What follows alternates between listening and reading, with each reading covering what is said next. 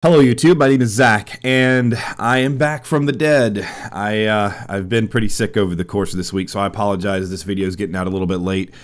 I might edit this video a lot more than normal because I still am coughing some in between when I'm, sentences and things. So if there's a lot more edits that are kind of harsh, I apologize. I just don't want you guys to have to sit through however many minutes of me coughing or whatever. So anyway, as you all know, this is the midst of the 1,000 subscriber special where I'm analyzing Mike Patton throughout his career.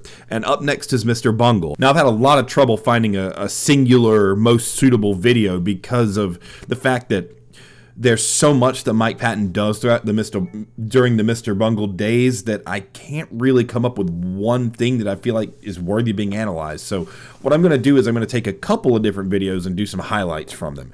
This video should be a bit shorter because I'm not going to do a huge intro because you guys know that, what's going on. I don't have to kind of give a preface about Mike Patton. You know what the deal is here.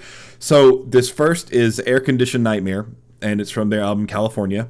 I thought this is a really interesting choice, and I don't think this video is copyrighted, so I can let a little bit more of it play than normal. By the way, for those of you who keep asking about that, I can't, most of the time, I can't let videos play more than like 10 to 12 seconds at a time because I get copyright strikes in my video and they get banned in all sorts of countries. And so I've had to like remake videos and re-edit videos because of it. And it's just easier for me to not have to deal with all that and make the clips that I go through a little shorter. So I apologize that you don't get to really like settle into the groove of the music or whatever. I get that. So here's Air Conditioned Nightmare, and I'm going to have another song after that I'm going to kind of like give little pieces of as well. So I hope you guys enjoy. Here we go.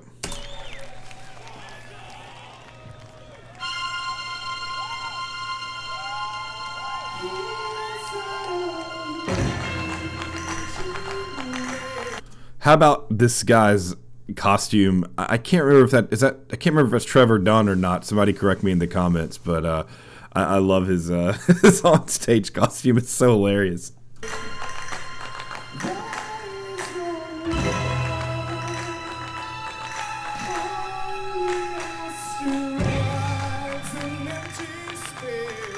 So what you just heard throughout that entire phrase is really nice because at the beginning of it, Mike is using like a full-blown head voice, a very light, airy, full head voice.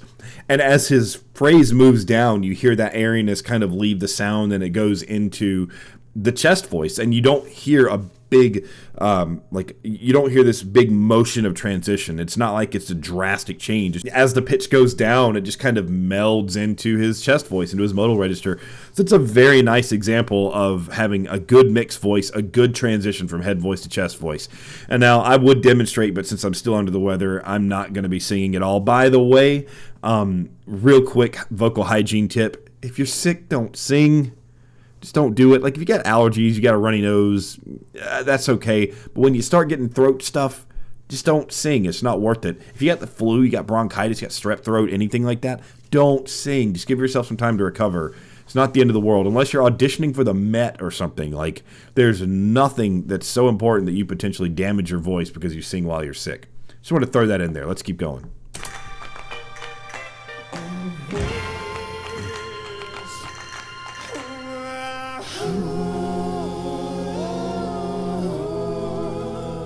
Yeah, so it's interesting because a lot of I think he's using some facial tension here, but it's very unique, and I mean that's kind of par for the course with Mike Patton, in that it's not in the forehead. You don't see that like the lines that usually come up when someone's like pushing with their forehead, but you see a lot of like squinting and eye tension. So it kind of makes me think that maybe the tension's coming from like here, the top of his cheeks, and that actually I find that to be a little bit more common in women a lot of the time, because a lot of women are coached to do this like mask singing thing where like think of all the sound as being like right here in the front of the face, that sort of deal.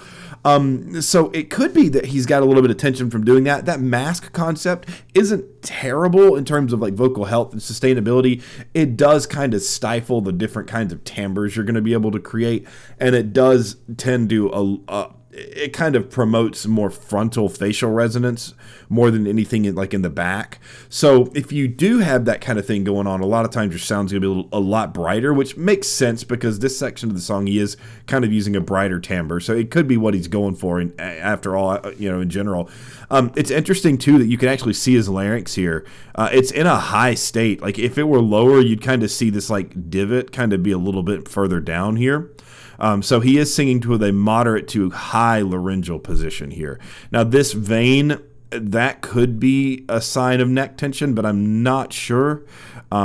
It's really hard to tell. It looks like his head is positioned a little bit up, like kind of pushed forward a little bit. So it could be a little bit of muscle engagement in the neck that's unnecessary. I don't expect any of the rules of classical singing or bel canto singing to apply to what he's doing at all. Now, there was something really interesting. I know I just stopped and started it, but it sounds like there's 2 tracks of singing going.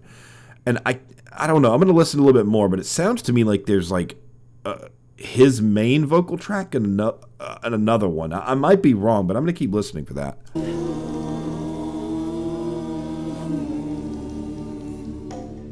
Now, that was a really nice ooh embouchure. I'm going to go into this a little bit more on the next video because I'm going to do some of the Italian stuff that he's sung. Mike Patton, if I'm not mistaken, studied in Italy, or he had a girlfriend in Italy, lived there for a while, and he can speak Italian. So a lot of our English vowels are based on Italianate vowels, and so you can see his ooh was very well positioned in the Italian sense, like rounded lips, small embouchure. I mean, that was pretty much a perfect ooh vowel.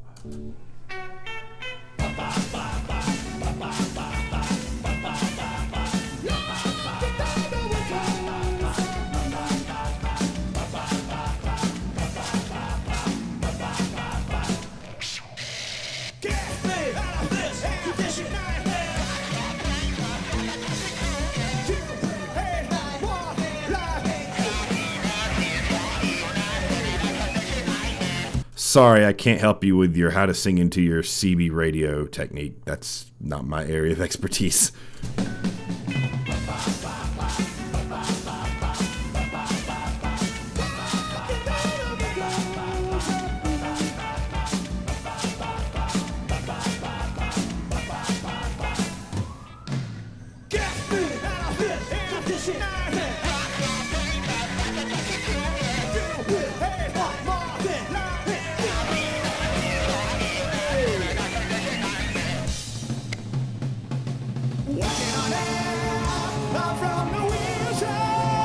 Yeah, it definitely sounds like there's 2 tracks going on. I didn't notice this the first time I listened through, but it sounds like there's like his singing, and maybe this is overdubbed. I don't know. I can't tell. It's really interesting.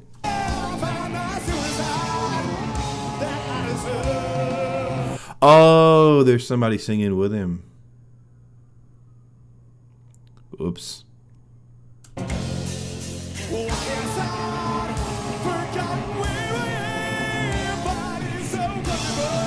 So if you listen to that phrase where the sound kind of took on this ooh kind of affect, that was actually the sound that happens when you raise your soft palate a little bit when you sing. So that's sort of not darker, but almost like old man sounding effect. That's one of the byproducts of raising your soft palate. But usually when it sounds that thin, it's because your larynx isn't really lowered that much along with it. If you lower your larynx and raise your soft palate, you get a darker, like a thicker sort of resonance.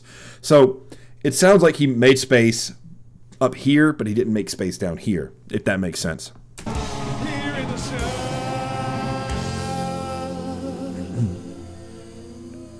Yeah, that's another one of those examples, like in the last video where he makes an embouchure that's like that was the word sun, and he went like so, and I mean that's just a Mike Patton thing, you know. He's made it very clear in multiple interviews that he likes making sounds, and the words aren't first to him; the sounds that he creates come first.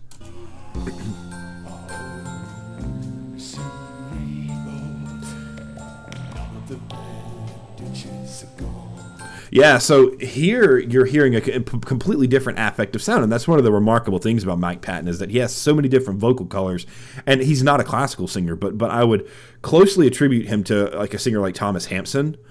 Thomas Hampson is a classical baritone who is remarkable at just making multiple different types of sound with his voice. He can do the really big Wagnerian, like huge sound, but he can also do this very light, delicate sound that fits a little like German lieder and things.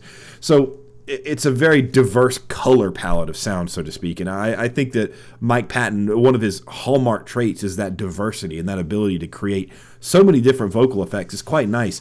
In this particular case, he's definitely getting the resonances further back because it's not quite as bright and it's not as present. So the sound's coming from the back a little bit more. And if you look at his throat, you can see that larynx kind of dipping down a little bit, like it'll go up and down. So he's definitely using some laryngeal tilt to give it a little bit more of like a husky, like a thicker, rounded tone. He is covering the sound a little bit. I mean, by like passing a lot of air through.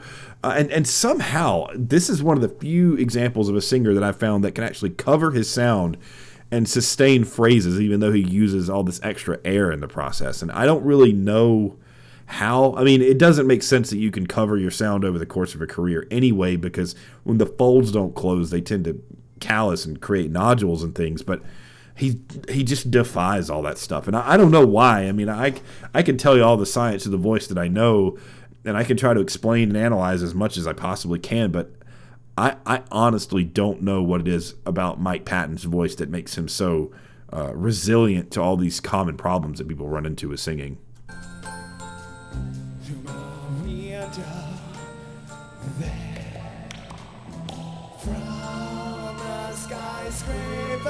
So here you can hear the sound. That's a great example. If you play back what I did before, I don't want to go all the way back, but if you listen to the phrase before this and then you listen to how he's singing it now, you can hear how it went from the back of the mouth up to the front of the mouth, and it's even reflecting in his embouchure. His embouchure is wider, and he's showing his teeth. He's kind of got almost a smile effect, and he's got that raised thing in his cheeks. That gives it that brighter sound.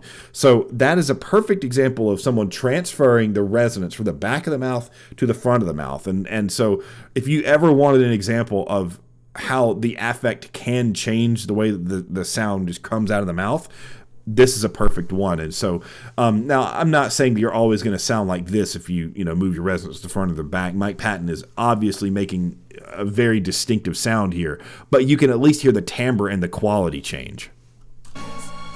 Down to the submarines,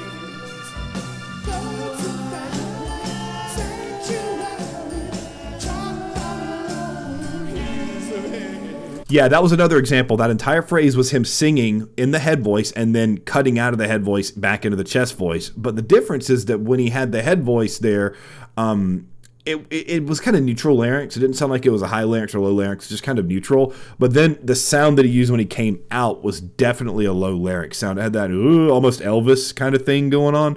That's a low larynx sound.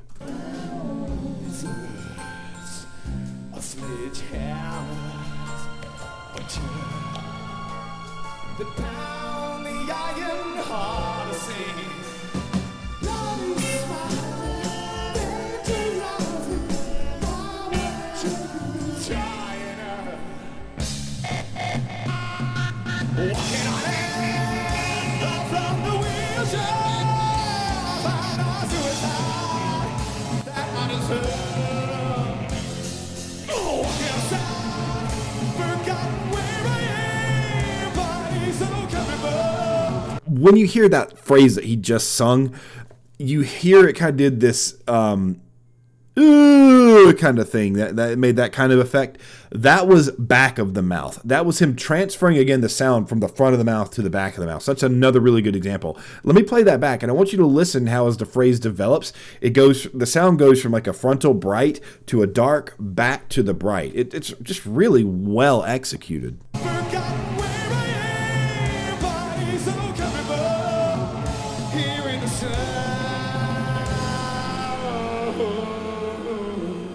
So yeah, all of that together just kind of was a perfect example of him taking resonance from the front of the mouth, moving it to the back of the mouth, back to the front of the mouth. And so he's just incredibly versatile in that sense. It's one of the reasons that I knew making a single video about him was not going to be possible, because he just does so much. So that's basically the end of this video. So we're going to move on to something a little bit different and a little bit more interesting in terms of the things that he does with his voice. So let's do that switch over now. Now here we have Carrie Stressing the Jaw, and this song has always been one that stood out to me from Mr. Bungle just for so many reasons. It's a gosh, if you've heard the song, you know, but if you've never heard this, just prepare yourself. It's out there, and this arrangement of it's different from what you even hear on the recording. It showcases Mike Patton doing all sorts of things with his voice that demonstrate his incredible talent. And I would even say that some of the singing on this is some of the most difficult non-classical singing I've ever heard, and I will specifically talk about it when we get to that point. I probably won't go through the entire song because there are some instrumental elements of it, and I kind of just want to hit the singing points, but I'll let you hear some of it just to kind of get an idea of what we're working with. I would recommend you listen to the studio recording of this, though, to kind of get a different perspective on the song and how it was originally written. So this is Carrie Stressing the Jaw. Just brace yourself. This is wild.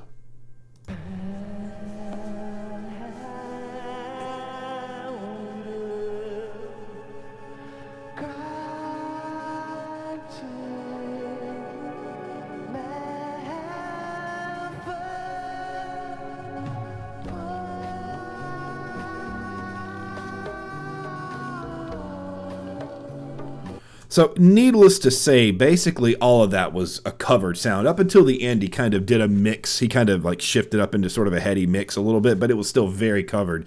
You can hear that quality carrying over the top of everything that he did. That would definitely be a covered sound. And again, he's doing it with so much consistency. I mean, he was able to make it through pretty much those entire phrases without running out of air. And I just don't know how he does it. It's insane. I mean, I would say don't try this at home just because it typically damages your voice. But man, if there were someone who could actually show how he does that, or if he could explain how he's made that sustainable, it would be huge, because a lot of people want to create that airy sort of wistful covered effect. People want to make that sound. You hear it in folk all the time. I mean, you hear it in a lot of progressive rock singers do it. It's like a universally coveted sound. I mean, people want to do it, but people run into issues all the time when they sing that way. So I just wonder how Mike Patton has made it sustainable. I wish that he could, share his insights with the world, because I honestly think that it could help the academic community. I'm not saying that everyone can do what Mike Patton can do, because I don't believe that. I do believe that he is an exceptional talent, and he has vocal capabilities that many people just don't. Like, I know I can't make these kinds of sounds very long. It hurts. So I don't know. He does something, and I wish I knew what it was, but I can tell you what the sound is, but I can't tell you how he's making it happen the way that he does. I just don't know.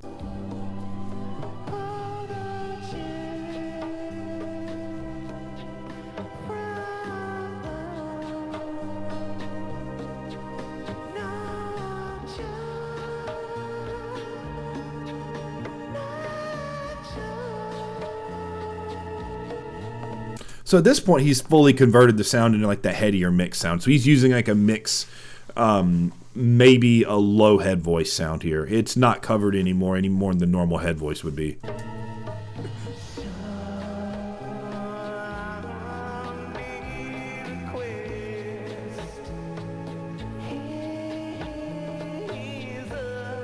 So he's literally using the Aspirate H that typically in singing voice coaches and things recommend against, because when you go he, it just expels air every time you make the huh sound. And when you want to move from pitch to pitch, it also makes that change sound abrupt and not smooth and clean. We call that melisma. Like a lot of like R&B singers call it like riffs and runs.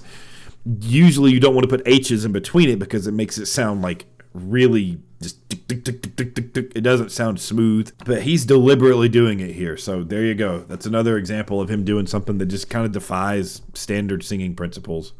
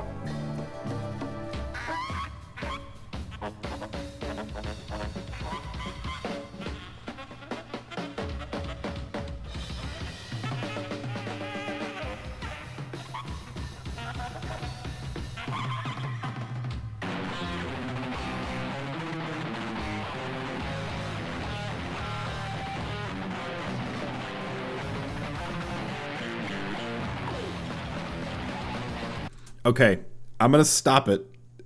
And I'm just going to tell you to brace yourself. And I've thought about what's about to happen a lot. And I think I've figured some of it out. But just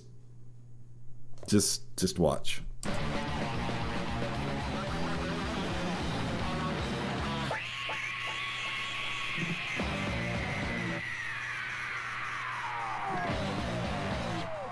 I mean, that speaks for itself. I mean, obviously it's a scream, but that pitch that he sings or screams or whatever you want to call it there is beyond astronomically high. It is beyond the spectrum of pitches that the human voice should typically be able to create outside of babies, young children. And I've listened to this over and over again to try to figure some things out. I'm going to go back and just play the scream again. Sorry if it hurts your ears or whatever, but this is worth pointing out, I believe.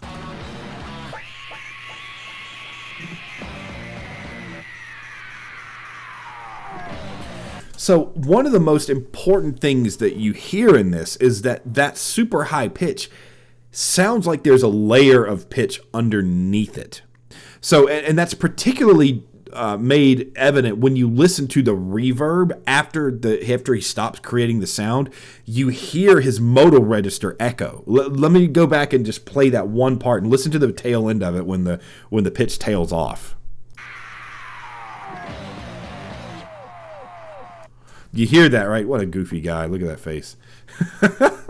Mike Patton's so crazy. So what's happening, I believe, is that he is creating a formant frequency.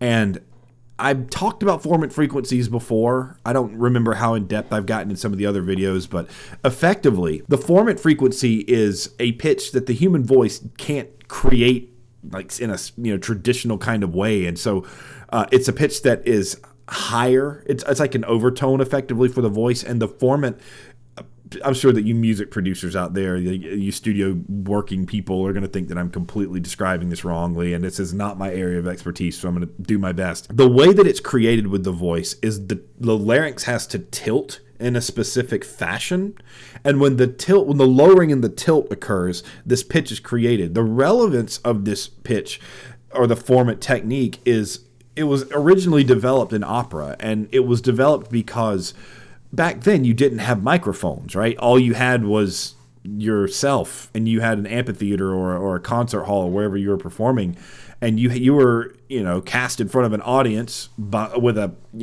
however many piece orchestra behind you, and you had to find a way to sing over that. And so they developed a technique that created this very bright sound, and that's kind of part of this chiaroscuro concept comes from, because a lot of times when you listen to the opera singers, they have a very dark tone most of the time, but there's this ringy, shiny brightness over the top of it, and that's your formant frequency that you're creating when you do that. So most of the time you hear those formant frequencies being used in opera, but I think that somehow Mike Patton has figured out a way to create a formant pitch that overpowers the note itself. Usually when you hear a formant, it's kind of like, I don't know, it's present and it's ringy and shiny, but it kind of like combines with the note. It sounds like a 50-50. Here, it could be the microphone usage, the way that he's like holding the mic or the reverb or something. Here, he's found a way to take that formant and have it overpower the sound of the pitch that he's creating. And this is a theory. I could be wrong here. I'm just kind of interpreting based upon what I hear. The high pitch is not creatable by a human voice. I honestly do not believe that he is screaming at that pitch, especially when you listen to kind of the sound underneath the pitch. But you can create a formant. It takes training. I mean, it took me probably 10 years of voice training. I started formal voice training when I was in high school, when I was like 15. And I didn't start developing any kind of formant frequency until I was like 26, 27. It's not easy to do. And me just saying how to do it does not mean that you're going to be able to, go practice and have some formant tomorrow. It doesn't work like that. But the sound comes from a combination of the tilted larynx, space in the back of the mouth, and a specific way that the tract closes. And that closure causes this extra pitch to be created. That's how I think he makes that sound.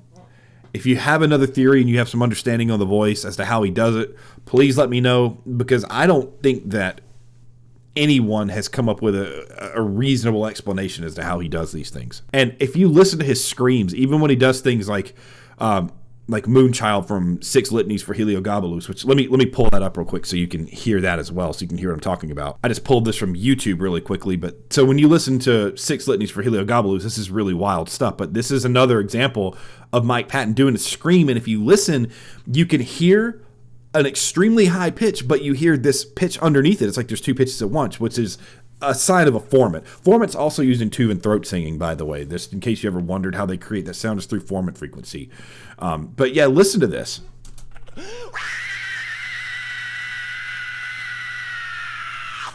So the pitch almost sounds like it's like, ah. That sounds like what the pitch is, something like that. So let me play it back and listen for that note, and you'll hear that high squeal over the top of it. So you heard that. So effectively what happens is he creates a pitch and there's a pitch over the top of it. I'm almost certain that that's what he's doing to create those high pitches.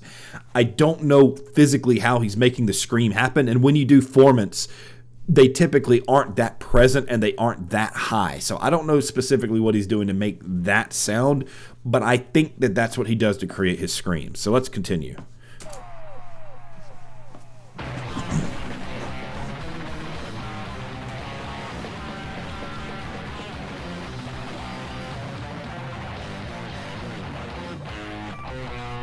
Okay, so here, before this starts, I want you all to listen just to the vocal line in juxtaposition to what is being played on the instruments.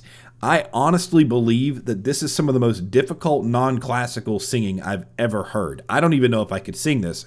I'd probably have to have the chart in front of me and have to, use note for note and learn it that way. Because I've tried learning it by ear, learning it by rote, and it's consistent sometimes, but this is just such a difficult line. It reminds me of some of the composers like Stravinsky or Ives, some of those like early 1900s composers, and some of the way that they composed their vocal music. I mean, just check this out.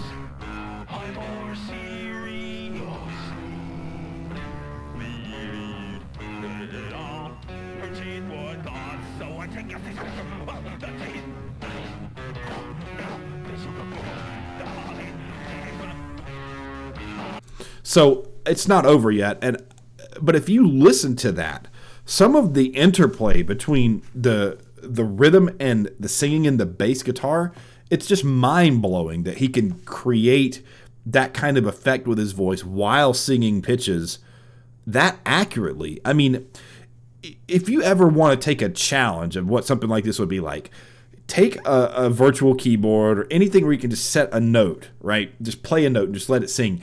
And then sing a half step higher than it and try to hold it there. And see how long you can do it before your pitch starts wavering. It's extremely hard. So when he's got all these discordant notes playing around him and he's singing this line, it's remarkable, and it shows that Mike Patton isn't just a great singer. He is an incredibly talented musician as a whole. He's brilliant. I mean, he's not my favorite musician of all time by any stretch, but I have an immense amount of respect for his capabilities as a musician. His ear is spectacular. His consistency as a singer is great. I mean, he's a wonderful musician in the sense that you can tell that even though he breaks so many rules and tries to reinvent different sounds, and he doesn't care if he damages his voice or whatever, obviously, he still has a very keen care and desire to hone his craft in a very unique and specific way. So this is just phenomenal stuff. And there's another element to this whole section that I want to go into, but I feel like it'll be too long-winded. But there's a concept called text painting.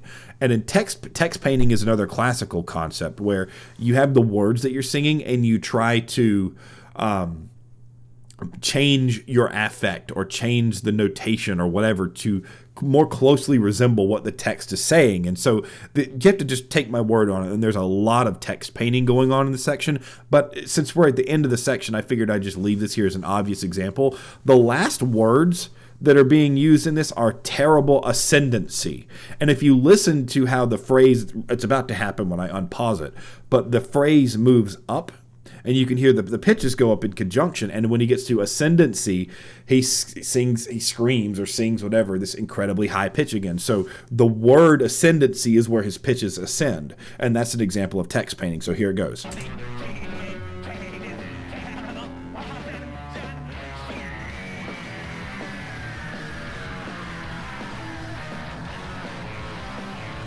And I mean, that in and of itself is another example of artistry in music. I mean, those things are intentional. You don't say ascendancy and then ascend your pitches upward as you sing or as you create sound or whatever without it being deliberate.